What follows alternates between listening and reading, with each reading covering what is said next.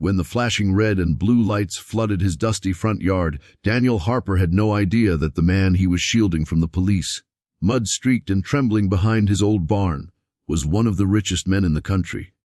All he knew was that a terrified stranger needed help.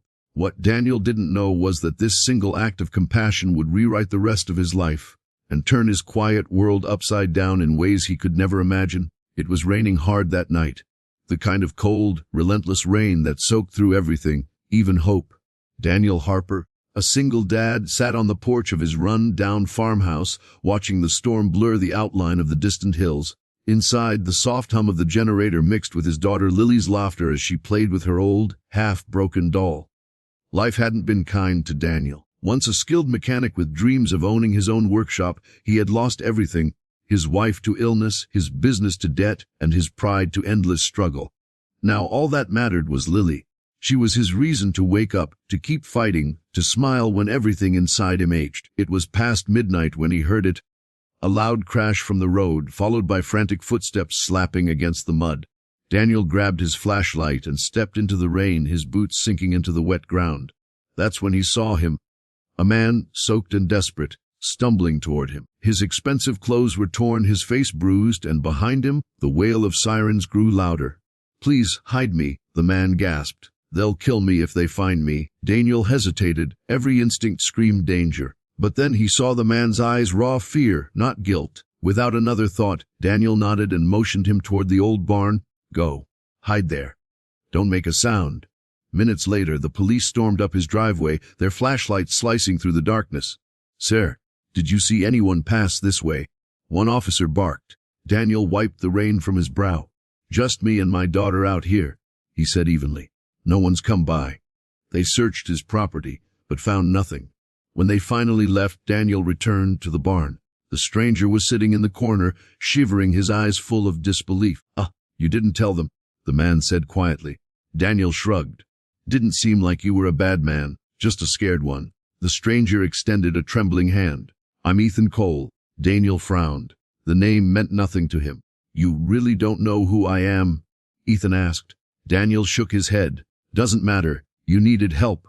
Ethan smiled faintly, the kind of smile that carried both exhaustion and gratitude. "That makes you the rarest kind of man, Daniel." That night, Ethan slept in the barn while Daniel watched from the porch, unsure what he'd just gotten himself into. By dawn, the stranger was gone, leaving only muddy footprints behind.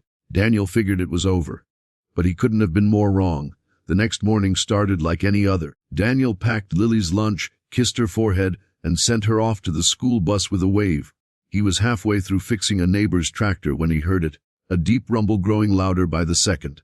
Then came the sound of engines, not one or two, but dozens. Daniel stepped outside, wiping grease off his hands. His heart stopped. The road in front of his farmhouse shimmered under the morning sun, lined with over 200 luxury cars, Lamborghinis, Ferraris, Bentleys, Rolls-Royces, all gleaming like a parade of gold and steel. And from the first car stepped Ethan Cole, no longer the drenched fugitive from last night, but a man transformed, dressed in a tailored suit, surrounded by bodyguards, cameras, and flashing lights. "Mr. Harper," Ethan called out, smiling as he approached. "I told you I'd be back." Daniel blinked. "What is this? What's going on?" Ethan clasped his hand firmly. "You saved me when I had nothing. I owe you everything." As it turned out, Ethan Cole was a billionaire CEO who had been framed in a corporate sabotage scheme by his own board. When the police came after him, he ran, to survive long enough to clear his name. Daniel's choice to protect a stranger had given him that chance. Ethan gestured toward the cars. "These aren't for show, Daniel. They're yours to sell, keep, or give away. And that barn," he pointed toward the old, crumbling structure, "is about to become the foundation of your new life. I've already set up a full auto workshop in your name. You and your daughter won't struggle again." Daniel's throat tightened. "Ethan, I can't accept this."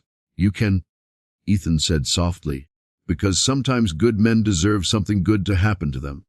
Lily came running out, eyes wide at the sight of the cars. "Daddy, are they all yours?" Daniel knelt beside her, tears mingling with his smile.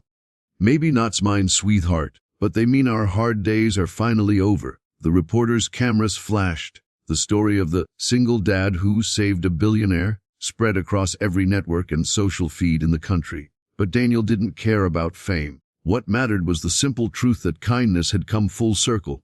That night, as the last of the cars drove away and the lights faded, Daniel looked up at the stars, holding Lily close. The world had tested him, broken him, and finally blessed him. Sometimes miracles don't fall from the sky. They drive up your dirt road when you least expect them. Morals compassion costs nothing, but it can change everything.